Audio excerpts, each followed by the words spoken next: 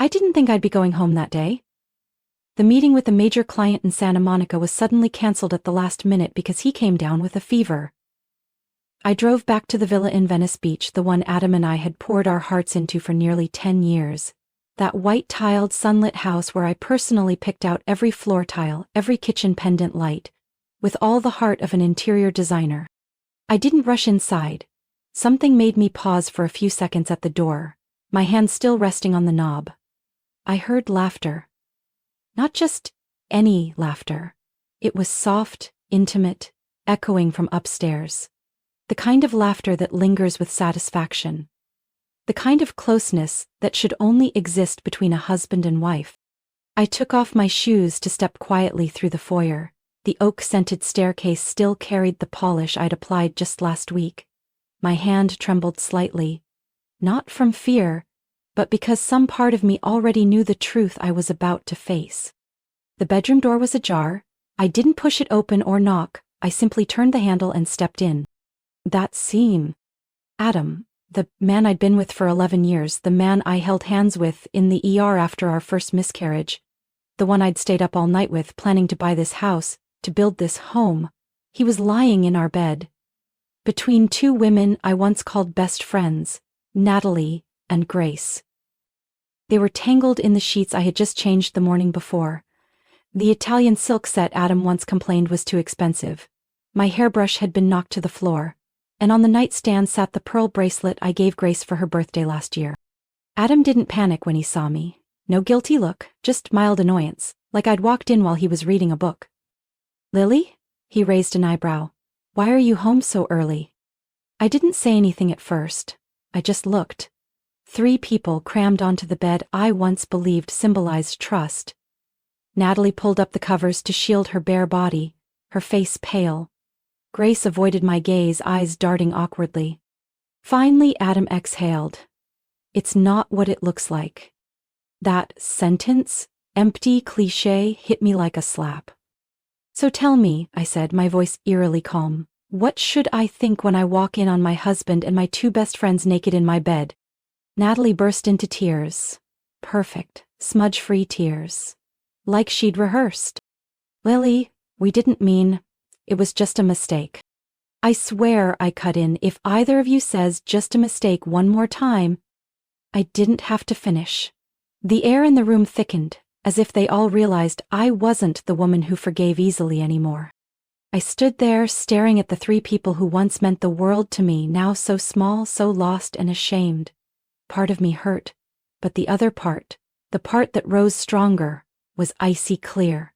I had given them everything: trust, love, time, even my deepest secrets. And they chose to betray me right in the place I called home. "I don't want to hear anything else," I said, stepping back when Natalie tried to reach for me. "Don't touch me, don't call, don't text, don't look for me." Adam scrambled out of bed, pulling on his pants. "Lily, wait.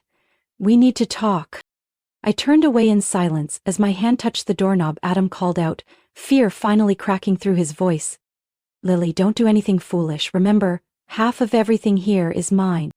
I turned to him, locking eyes. "That's right," I said quietly. "Half of everything, including the consequences." Then I left the room, not with a dramatic slam, just a soft click, so soft they wouldn't realize I'd be back when they least expected it. I drove all the way to Topanga Beach, the spot Adam and I once called our favorite escape when we were newlyweds. The ocean was still blue, the waves still steady, but I was no longer the same. I sat on a wooden bench, watching kites drift in the distance, my mind oddly still. No tears, no screaming, just emptiness. And thoughts. I don't know how long I sat there. My phone buzzed non-stop. First Adam, then Natalie, then Grace. I turned it off. I didn't want rehearsed excuses or hollow apologies. They had a whole plan. Me, I was just starting to pick up the pieces. That night, I didn't go home. I drove straight to a small hotel in Silver Lake, the one I'd stayed at the night of my first interior design store launch. The room was small, simple, but clean and quiet, enough for me to breathe without being suffocated by memories. I lay on the bed staring at the ceiling and began to remember the signs I had missed, or more truthfully, chosen to ignore. 3 months ago, Adam suddenly asked me to update our life insurance policy, naming him as the sole beneficiary. Just to keep things simple, he said. I didn't question it. A year ago, Natalie borrowed $40,000 to expand her ceramic studio. I never asked for paperwork, because she was Natalie, my college best friend, the one who once split the last sandwich with me sophomore year. And Grace? 2 years ago, she started shadowing my clients. First as a design assistant, then calling herself a partner. Once a client texted me, thanking me for the stunning sketches Grace had just sent. I laughed it off, thinking it was a mistake. All those signs, as clear as California sun at noon, but I refused to see them, because I loved them. Because I trusted them. I sat up, opened my laptop and started a list. I wrote down each name. Adam, Natalie, Grace, then bullet-pointed what I knew. Shared accounts Adam had been withdrawing from without my knowledge, clients Grace had approached. Strange delays Natalie had with her repayments even after her latest successful collection. I saved the file to an encrypted hard drive and moved on to people I could trust. Not many left, but a few. Jake, my father's old attorney. Marianne, the only friend outside the design world, now a tax investigator. And Sylvia, the hotel owner who once said, "When the heart breaks, the mind works sharper than ever." That night I allowed myself to cry, but not for Adam, not for the traitors. I cried for myself, the woman who had trusted too deeply in 3 people who didn't deserve it. The next morning, sunlight streamed through the sheer white curtain. I brewed coffee, slipped on the navy dress Adam once called too serious, and started making calls. First was Jake. I need your help protecting my personal and business assets as soon as possible. Then Marianne. I only needed 2 sentences. You said you wanted to investigate a boutique chain for possible tax fraud. I have a lead. She paused. Send me the address. And Lily? Don't give them another chance to strike. I hung up and looked out the window at the lake behind the hotel. For the first time, I wasn't shaking. The storm had passed inside me. It was time to take control. I pulled out my backup phone, logged into a personal bank account Adam never knew existed. The money was untouched. Savings I'd stashed away after every major project, just as my mother once told me. A woman should always have a safe place, even when she's married. I smiled. They thought I was weak, that I'd crumble in silence, but they didn't realize. Yesterday's Lily was gone. I wouldn't react how they expected. I wouldn't scream and be labeled emotional or hysterical.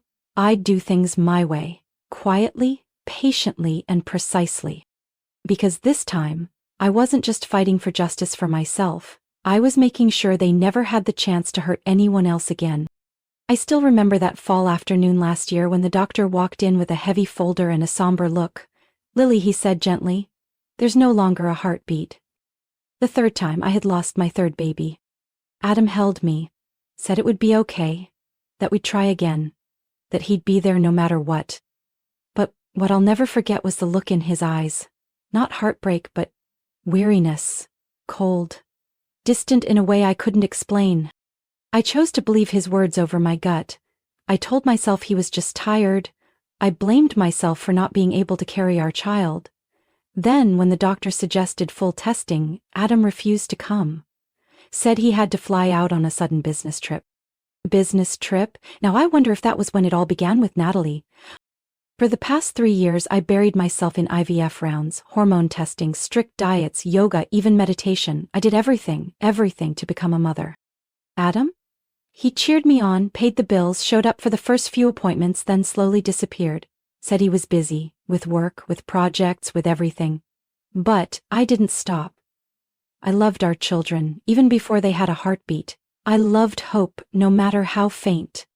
And Natalie and Grace, they were always there. Smiling, hugging. Natalie even helped me write the names of our lost babies in a little notebook. Grace brought warm teas and mystery herbs she said were good for the womb. Looking back, I see it now. Natalie's eyes when she mentioned Adam weren't sympathetic, they were possessive. Grace asked too many questions about my schedule, my nights away at clinics, how long I'd be gone. They didn't just betray me, they used my pain to cover their plans. I opened my laptop and pulled up my entire treatment calendar. Then I cross-referenced it with Adam's business trips. Strangely, they almost matched. The weekend I was in Palm Springs for recovery, Adam said he was in Denver. Natalie posted a blurry photo. Weekend getaway, with a coffee cup and the necklace I once gave her. The hotel wall in the background, the same as Adam's conference room photo. Grace? She always followed up after, telling me about parties, new clients Adam introduced, stories where Adam was always the center. I don't know when it started, but what hurt most wasn't that they slept together, it was that I placed my trust, my love, my hopes for a family, into people who orchestrated such a lie. I grabbed a leather notebook, opened the first page and wrote, "List of betrayals." Underneath, I detailed every lie I'd ignored, from Natalie asking me to co-sign her studio loan, to Grace taking my designs to a trade show under her name. I once thought they were careless, that I was being too sensitive, but now I saw the pattern. Flawless. As I reviewed my bank accounts, I discovered Adam had quietly withdrawn $20,000 from our savings to invest in a joint project with a friend. That friend? Natalie. I sat in silence as the sunset painted golden lines across the hotel curtain. The rage, the grief, the disappointment, they pressed in like a volcano ready to erupt. But I didn't let it. I held it. I turned it into something else. Resolve. I wouldn't retaliate out of emotion. I wouldn't do anything they could use against me. I would do everything the right way. But without mercy. Because they hadn't just betrayed me. They had trampled over every drop of blood I'd lost, every lonely hospital night, every oversized pajama I wore, for a belly that never grew. I left the Silver Lake Hotel after 4 days. Not because I wanted to stay longer, but because I needed a place truly separate from everything. From memories, from familiar places, from the accidental glances of people I once knew. I drove north, through winding mountain roads to Napa Valley, where a small cabin on a hillside waited.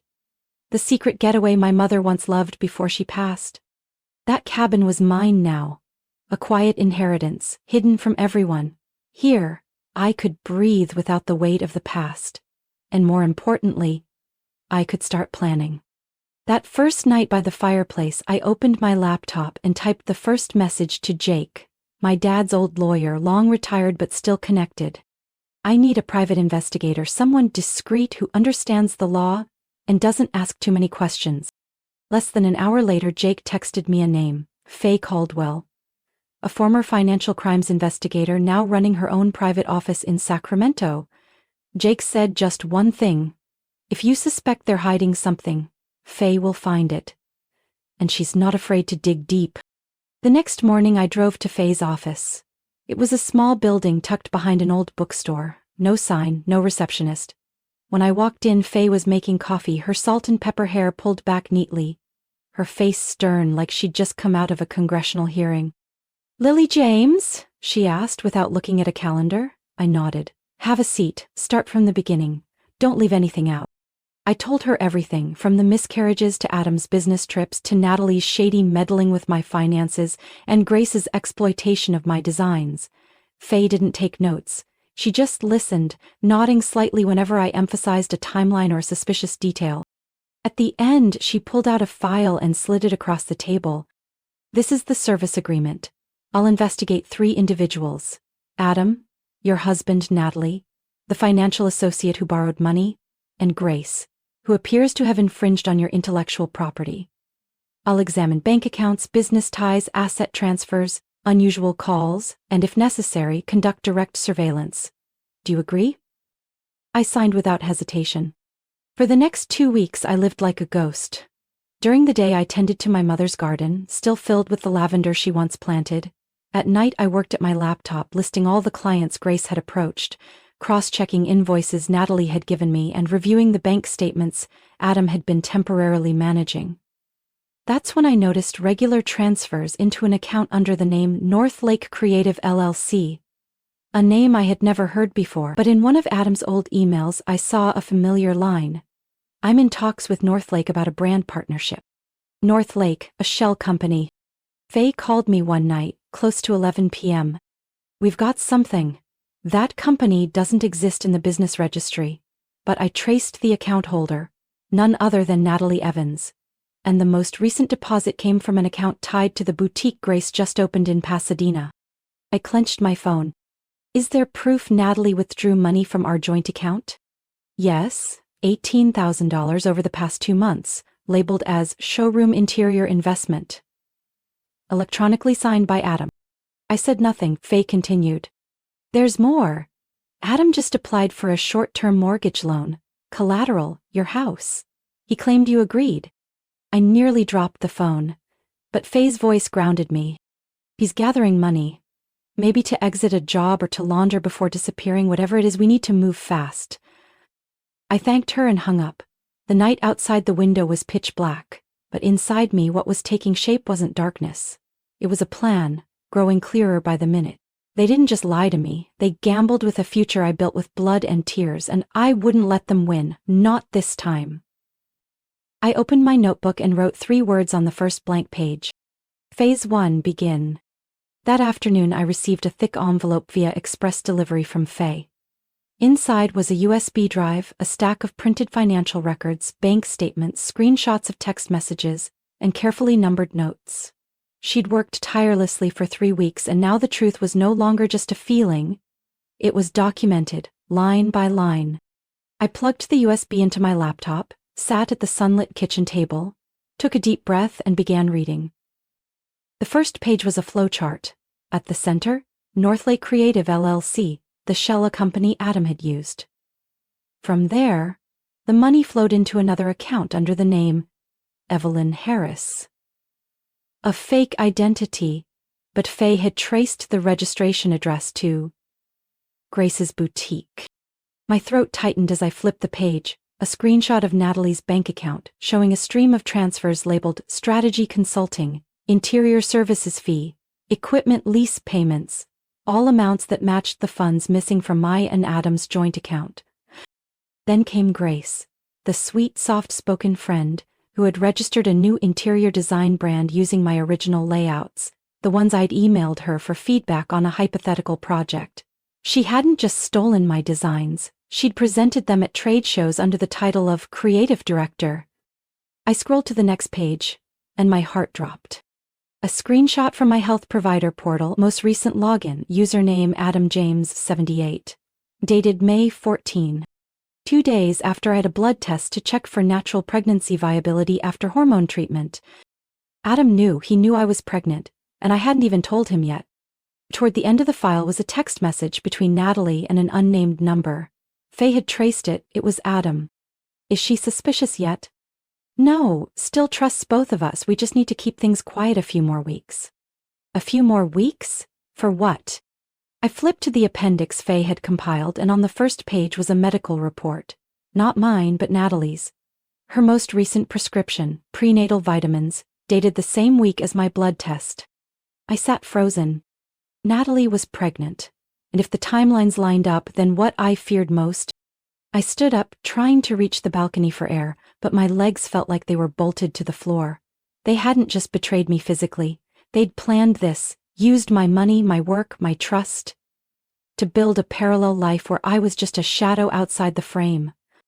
I remembered how Natalie absent-mindedly rubbed her stomach while chatting with me weeks ago. I thought she just had too much chocolate. And Grace? She once asked if I'd considered drafting a will just in case. You know, independent women should plan ahead. A chill ran down my spine. I returned to the table, my hand trembling as I clicked the audio file Faye had sent. It was a recording from a hidden mic she'd planted during a coffee meetup between Natalie and Grace near the boutique. Natalie, she still thinks we're best friends, it's kind of sad. Grace, perfect. Once it's done, Adam transfers the house to you, and I'll finalize the brand. Everything's on track. Natalie, and the baby will be the perfect reason to speed up the divorce. She won't be able to fight that. I didn't finish listening. I didn't need to. That was all I needed to know. The wooden chair beneath me creaked as I leaned back, my arms wrapped around my belly. I was just a few weeks along. A tiny life forming inside me, unaware of the deceit and cruelty swirling outside. I bowed my head, placed a hand on my stomach. You won't grow up in the dark, I whispered. I promise. And that promise wasn't just a soft vow, it was the beginning of a new chapter, where the truth wouldn't just be revealed, but documented, down to the last detail. I returned to Los Angeles on a clear early summer morning, sunlight hitting the glass towers of Century City. I didn't go home. The house was under temporary control by Adam after he filed for asset management during separation. But I wasn't back to reclaim walls. I was back to reclaim my name, my career, and the truth. My first meeting was with the board of Orem Holdings, a luxury real estate investment firm where Adam had once been a senior financial advisor. That morning he was scheduled to present a $20 million resort project in Palm Desert. A project I knew, from Faye's investigation, was tied to Natalie's shell company and Grace's boutique money laundering scheme. I didn't wait until the last second to expose them. I had already emailed Orem's CEO with a simple request. Give me the first 5 minutes of the meeting to share design insights and a few risks you might have overlooked. I entered the conference room at 8:58 a.m., 2 minutes before the meeting began. Adam stood by the projector, flipping through slides, confident and polished as ever. He froze when he saw me, but I didn't give him a chance to speak. My name is Lily James, I said clearly. I was previously invited to consult on the interior architecture for the Palm Desert Eco Lodge project, and I have information you should review before making any further investments. I plugged in the USB. Faye's documents, the shady wire transfers, the fake company registration, the boutique's bank statements, flashed onto the screen one by one. No accusations, just facts, undeniable and direct. I'm not here to stop the project, I concluded. I simply think you should carefully reconsider placing your resources and reputation in the hands of someone currently under investigation for financial fraud. The room fell silent. Adam tried to stay composed, but the vein in his temple throbbed. A board member finally spoke. We're going to pause the meeting, and Mr. James, you'll need to step out. I didn't linger. I didn't need to see his reaction. I had another appointment. With Grace. I arrived at her boutique at noon. The store was still buzzing with customers, the storefront cheerful as if nothing had happened. Grace saw me from behind the counter, and her smile disappeared instantly. Lily? She stammered. What are you doing here? I came to collect a debt. I pulled from my bag a copy of the personal loan agreement between us. One I had quietly saved, even though it once seemed like a meaningless piece of paper. $40,000 plus accrued interest over 15 months comes to $46,200. I want the transfer by 5 p.m. today. Grace broke into a sweat. Lily, I wasn't ready for... No problem, I smiled. If you don't pay, I'm sure the women of Westlake Charity, where you're a co-director, will be very interested in the money laundering report I just filed with the IRS this morning. Her jaw dropped. I thought we were friends. We were, I replied. But friends don't steal designs and use fake names to funnel money through anonymous accounts. I walked out without looking back. Some customers turned their heads. A few whispered. I didn't care.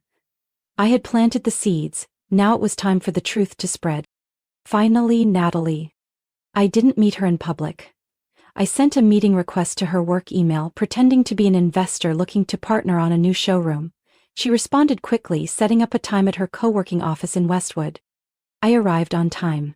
Natalie wore a white dress, holding a leather notebook. The picture-perfect image of a successful businesswoman.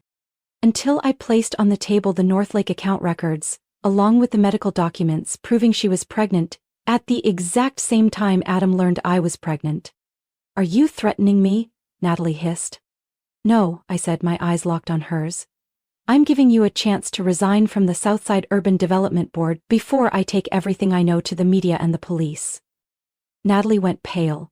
Her hands clenched, then she pulled out her phone and began typing. I stood up. And don't bother calling Adam. He's busy right now explaining to lawyers why his name was removed from the shareholder list of the company he thought he controlled. I walked out of that office, one hand resting gently on my stomach. 8 months later, I walked through the iron gate of the old house in Venice Beach, now officially mine. The court had issued its final ruling after more than 6 months of legal battle. I retained all premarital assets, my interior design firm, the house, and my full personal investment portfolio. Adam lost access to all accounts under my name and was now under investigation by the IRS and SEC for tax evasion, financial fraud, and falsifying business records. His lawyer tried to drag out the case, presenting countless arguments that he co-founded the business concept with me, and that the assets were marital property due to emotional contribution. But my evidence? Every contract, email, transaction, and testimony from my partners. Shut it all down. The verdict was delivered in a courtroom so silent it was almost eerie. Adam didn't look at me. When the judge declared me the sole legal owner of all assets and closed the session, he simply lowered his head and quietly gathered his papers. I didn't feel triumphant, I just felt relieved. A few days later, Adam was prohibited from leaving the state when the account for Northlake Creative was officially frozen. Former investors pulled out one after another and his reputation collapsed almost overnight. A financial newspaper ran a headline, "The man once behind multi-million-dollar projects now under suspicion for corruption and personal fraud." And Natalie? After being forced to step down from the Urban Development Board, she vanished from social media. Her boutique shut down, and rumors about her baby's unclear paternity began circulating in small business circles. She moved to another state, according to Faye, and started over, using her middle name. Either way, the career she tried to build with my money and her lies had crumbled.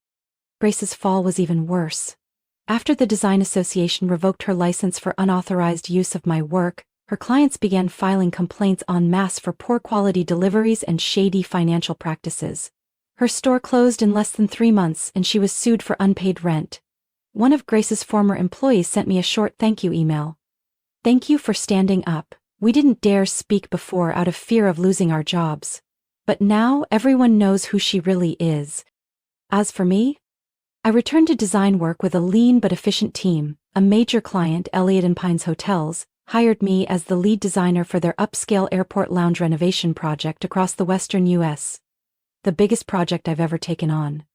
They chose me not just for my aesthetic, but because of how I protected my brand through the storm.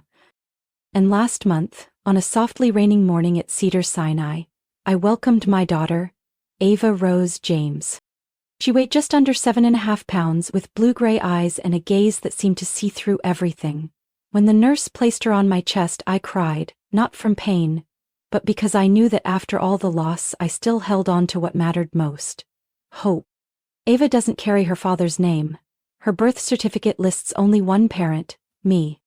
I've chosen to live simply. I didn't move back into the villa right away. I bought a small home in West LA, just 2 bedrooms, a workspace and a garden filled with lavender like my mother used to love. Each morning I wrap Ava against my chest, brew a cup of tea, play soft jazz, and just sit.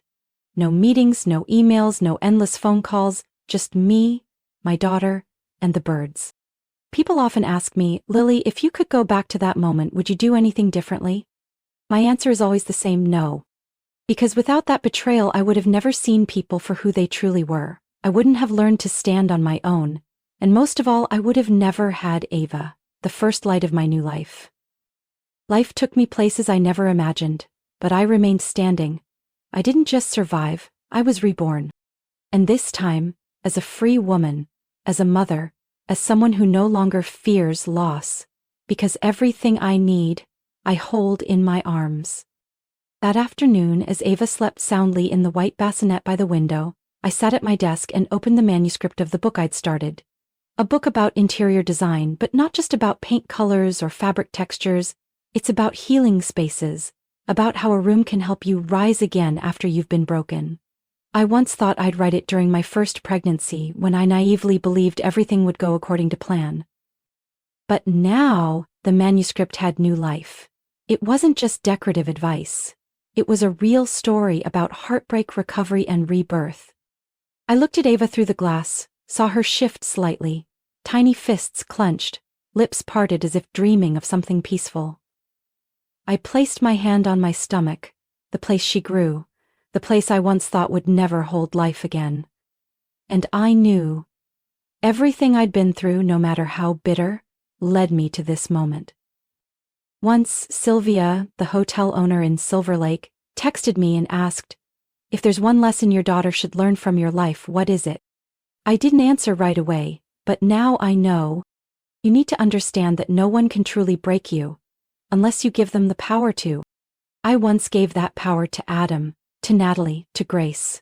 I let their betrayal define me, turned myself into a woman who was quiet, hurt, and constantly questioning her worth. But then I learned to protect the part of me no one could steal, my belief in myself, my ability to love myself, and my commitment to live in truth. I don't need to retaliate by wounding them the same way. I just need to let them crumble under the weight of their own choices. When you start seeing people for who they truly are, everything becomes simple, painful, but clear. Natalie showed me she could smile while stabbing me in the back. Grace showed me she couldn't stand someone else's light, so she chose to steal rather than shine on her own. And Adam? The man I once believed would father the children I dreamed of, turned out to be someone who used love as a tool, not a promise. I'm no longer the woman who stepped into that bedroom with a shattered heart. I'm the one who rose from the wreckage, rebuilt herself, and created a world where I and my daughter deserve to live. A world without lies, conditional love, or friendships based on what you can give. I choose a new life, imperfect but real. I choose new friends, kind ones, who want nothing from me but my presence. I choose to work with clients who respect effort and integrity. I choose to create a space where Ava can grow up knowing her mother never gave up. One afternoon, as Ava and I strolled through the weekend market, I ran into Jenna, Grace's former assistant, now selling handmade crafts at a little booth. She looked surprised, probably not expecting a smile from me. I nodded, just a quiet hello, then kept walking. I don't need their apologies. I don't need their forgiveness, because what I need, I already have. Peace. That night, as Ava drifted off to sleep to the sound of a soft lullaby, I wrote the final line of my book. The greatest gift someone can give you is showing you who they truly are, and the greatest power you have is believing them the first time. I no longer resent what happened, because without it, I would have never learned the most important lesson of all. Never lose yourself trying to hold on to someone else. I closed the laptop, set down my pen. Outside, the wind whispered through the lavender vines I planted just last week. A new beginning without fireworks or applause. Just a strong heart, and a child sleeping peacefully in your arms. Lily's story is a powerful reminder that true strength isn't found in revenge, but in the ability to rise after pain and rewrite your own destiny. In a world full of deception and betrayal, she chose truth, justice, and unwavering self-worth. Her journey wasn't just a rebirth, it was a message to us all. Don't let anyone define you by how they hurt you. Let the way you heal become your true definition. What do you think about Lily's journey and the choices she made? Share your thoughts in the comments below, and don't forget to follow the channel for more deep, inspiring, real-life stories about family and life.